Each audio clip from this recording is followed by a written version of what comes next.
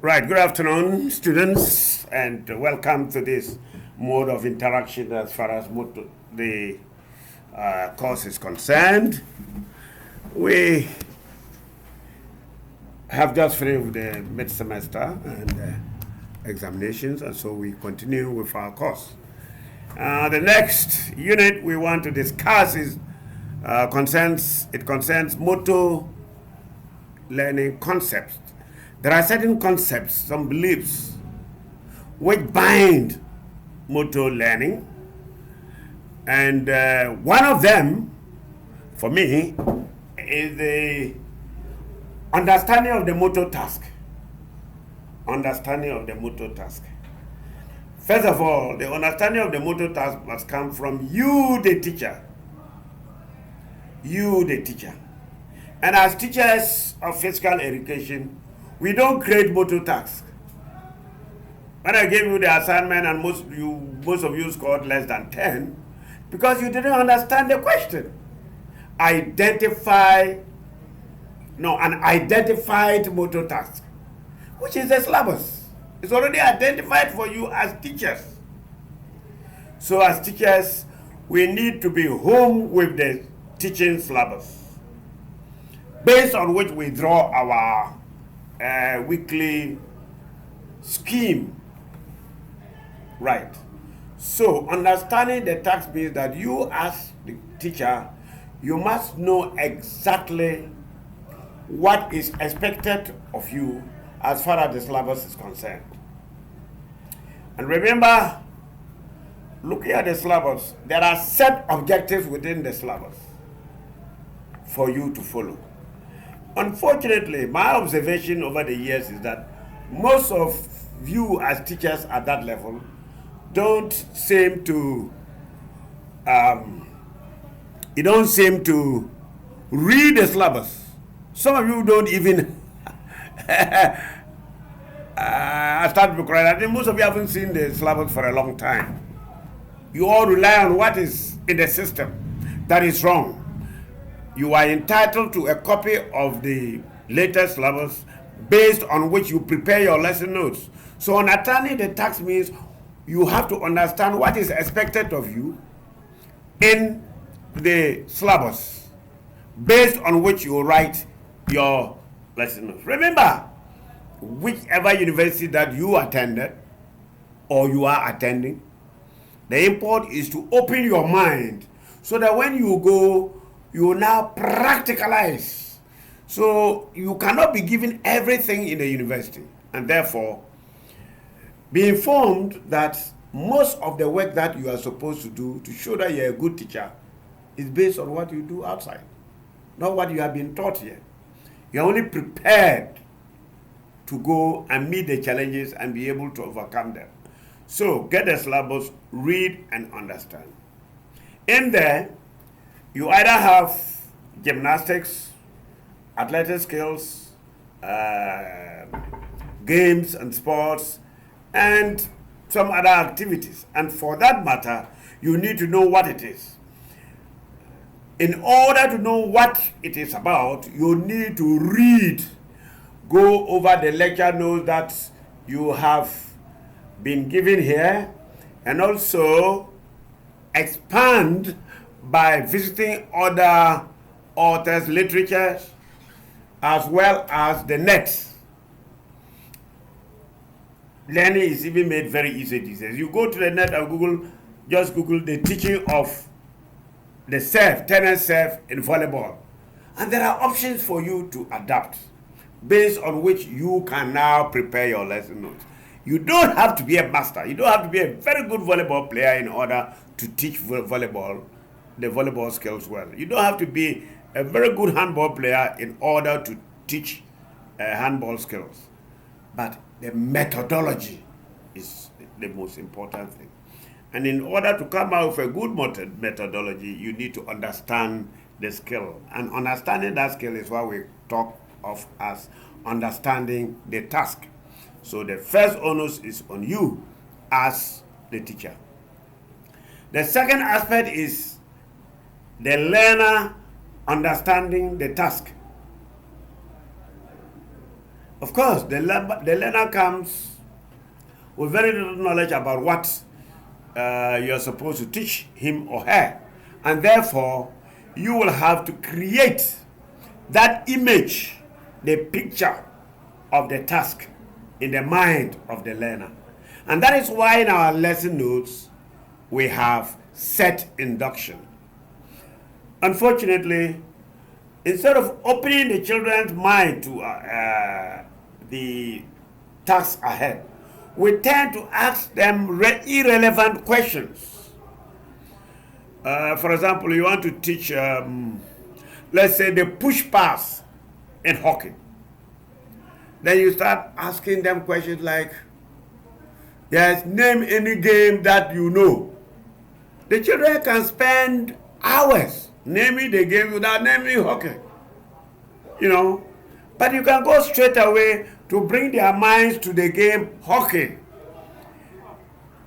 Do you all have an idea about hockey? Yes, we know what hockey is. Very good. If they don't know what it is, you try to explain. They say, oh yeah, we've seen it. So you are creating the picture before you now get to how to push, pass a ball. First of all, talking about how to hold a stick, and then giving them the description of the picture of it.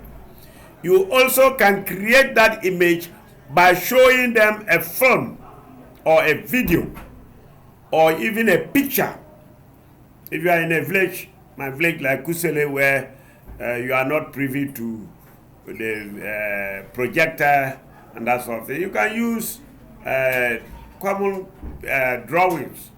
Show them how people hold a stick, the stance, and how the push is executed, and the end product. I mean, they will see something. Then they will have an idea. That image building of the task before the actual practicing is important.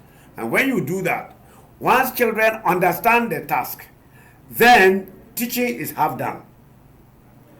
But then, the next question one would ask is, how do you as a teacher know that they understand or they know what you want them to do? First of all, of course, you can ask a question. If you ask a question like, oh, do you understand? Have you heard me? They all say, yes, sir, even if you are a madam. That's what they will say. Of course, depending on the level. At the college level, you may not have them answer like that, but at the basic school level, they will say, yes, sir.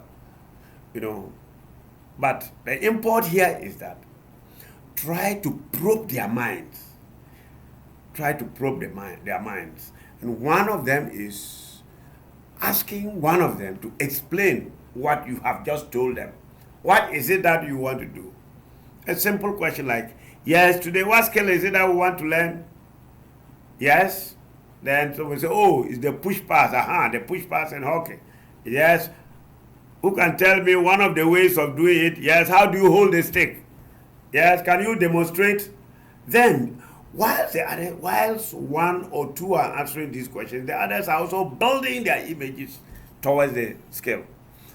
At times we rush into teaching the skill because we think there is no time. But we fail to create that understanding of the task before the children.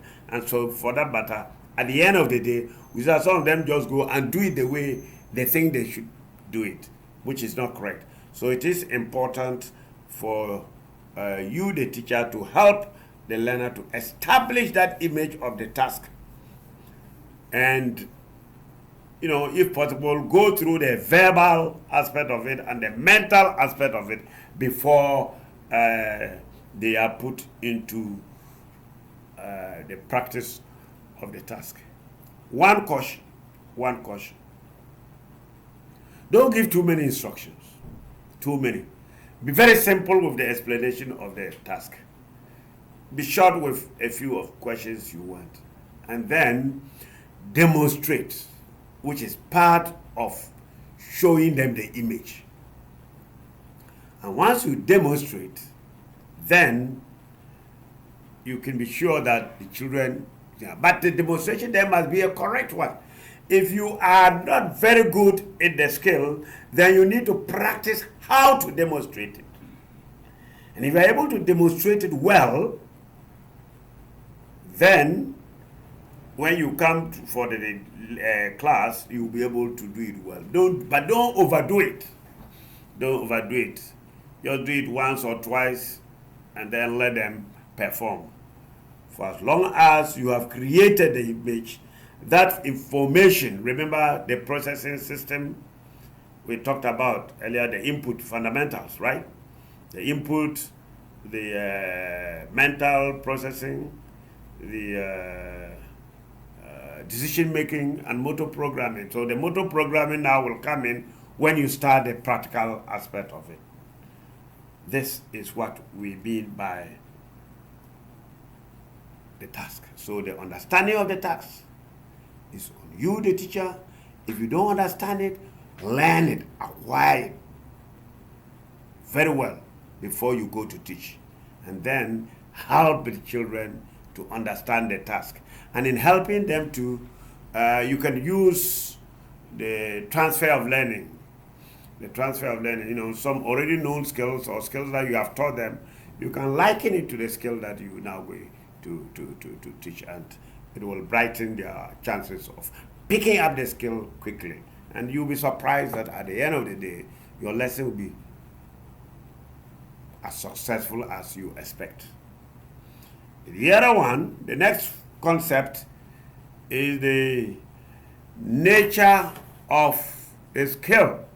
The nature of the skill, which is tacked onto the background of the learner. The nature of the skill is tacked onto the background of the learner. What is the nature of the skill? Don't forget the syllabi are built based on research, and so most of all the tasks are within the capability of the group that you are going to handle. So the nature of the skill or the task, you have to consider it when you are designing your practice, right? And you look at it from the point of view of the child. You might talk about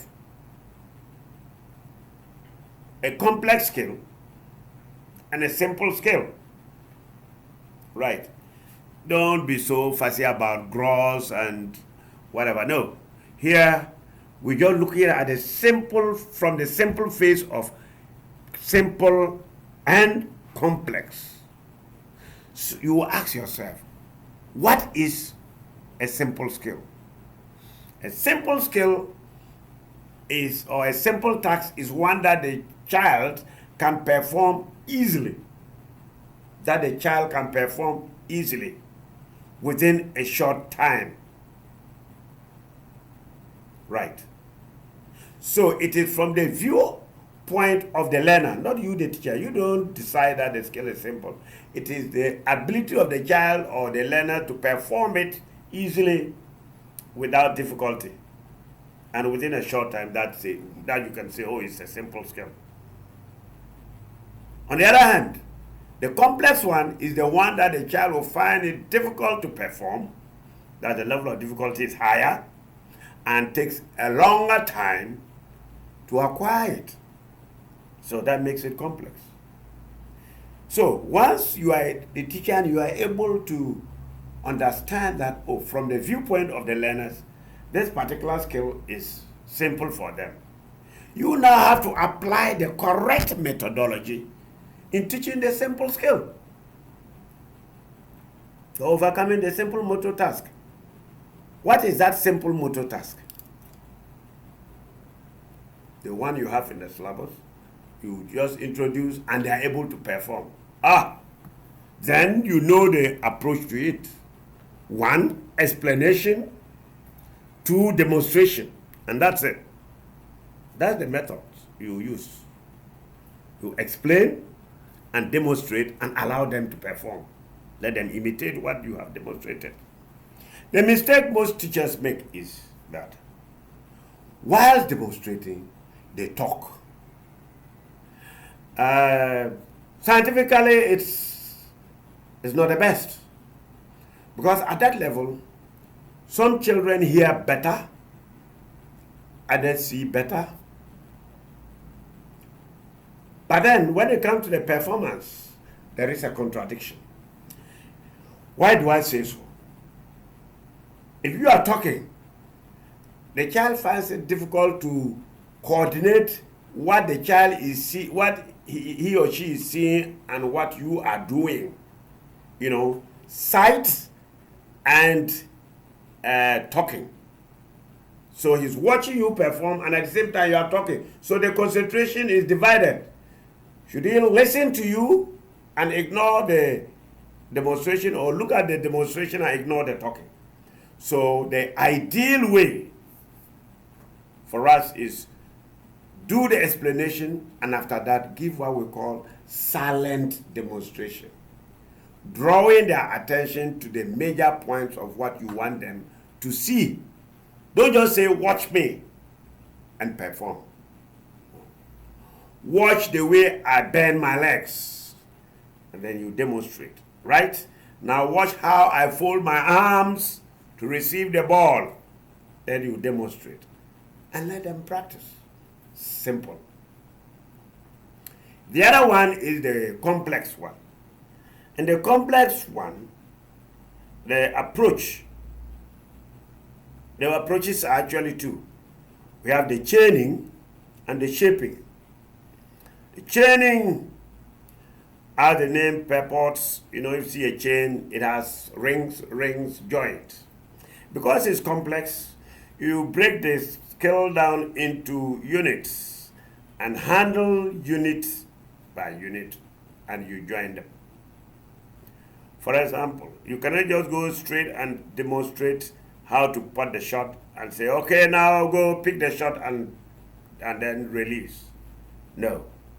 First, you have to break it into how to hold it, how to place it in the neck, and how to push it out of the neck. This is the basic of it, and that is just the release, right?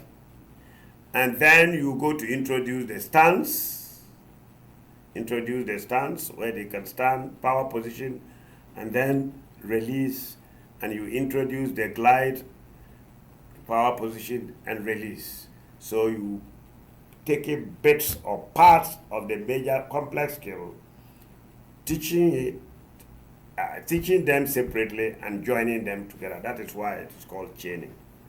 The second one is not too common, but we also use it. And that is shaping. S-H-A-P-I-N-G. Shaping. Shaping, we borrowed the word from the artists, those who do sculpture. And when they pick a log and start carving parts of it. If you are passing, you know what they are doing. You think they are playing with it. The following day or the next time you come, you see, it's like, this is the shape of an animal. But you may not be able to tell what type of animal it is. Then as it progresses, you see this is a lion. Okay, what type of lion? Is it a baby lion, adult lion? Then, this is an adult lion. Then as you go on, yes, you see, is it a male or female, and so on. So what the artist is doing is he's removing the unwanted part of the wood. That's what he's throwing away, and leaving the image of the animal or the picture of what he wants there. In which sporting activity do we have such a thing? It's in hurdling. Hurdling. What is hurdling? Hurdling is rhythmic running over obstacles. And there, so you teach the whole phase of the hurdle. 1, 2, 3, 4, 5, 6, 7, 8, 9, and 1, 2, 3, and 1, 2, 3. The and there is an obstacle. The first 9 steps are the approach steps to the first flight, and so on. And 1, 2, 3, they are the steps in between the flights. So once the child is able to get this rhythm, all you now do is to increase the flight, the obstacles, all the way up to the level that you want or the level that is expected. And that is what we mean by shaping that one. However, all these are said flamboyantly on paper. But when you get to the field itself, you need to understand one thing. And that brings us to a third concept, which is the background of the learner. The background of the learner. Learners come from different, and they are of different ages. We have the chronological age, which is fixed, but we have the biological age, which is performing age, and then we have the training age. In a class, you may consider the training age because somebody may be a good volleyball player and he's in the school team. So for him, definitely his background as far as the tax is concerned is quite strong. Others come uncoordinated. And so when we talk about the background of the learner, we look at the person, the people who are to receive the instructions that you're giving, who are to acquire or learn the task that is available. And so, in the same class, you may have people who are very good and who can easily overcome the task, and that we call them those who are motor educable. And those who are the slow learners, late developers, might take them a longer time to acquire the skill. So you as a teacher will have to devise the method, the approach based on which you would like to break this particular task to the students so that they all will enjoy it and acquire it at the end. Unfortunately, some of us put too much emphasis on those who can perform and leave those who cannot perform. We are not coaches, we are teachers. Right. So, as we said earlier on, depending on the background of the learner, some are slow learners. So, if a task that is simple for one learner may be complex for another. And so, if it is simple for one learner, you use the method that we use in teaching simple skills. If it is complex, then you use one of the methods we use in teaching the complex skills. So at the end of the day, we are looking at two groups of people. So you can do group teaching and blend. But some can easily pick and move quickly from the lower group to a higher group.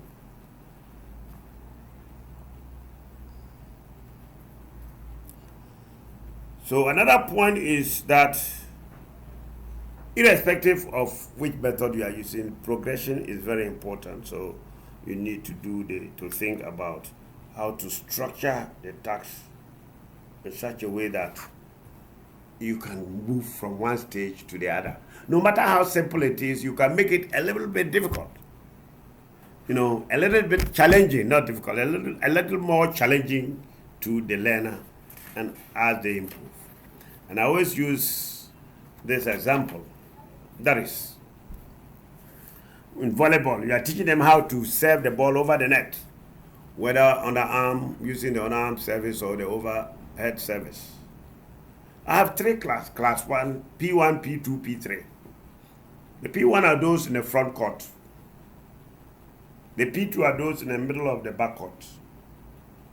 And the P3 are those at the end of the court, which is within the proper service area. And you graduate from primary 1 to primary 2 and then to class 3. And so you see, already you are moving from simple to more complex. You are doing the skill as a whole. You've acquired the skill as a whole, and you are progressing. And progressing based on the ability of the learner. To each according to his ability. From each according to his ability, to each according to his needs. That is the Russian saying. I repeat, from each according to his ability, to each according to his needs. So if you consider that, you'll be able to satisfy your learners irrespective of the background from which they come. Right? Okay, so this brings us to the first phase of the learning concepts. The next one will follow suit. Thank you.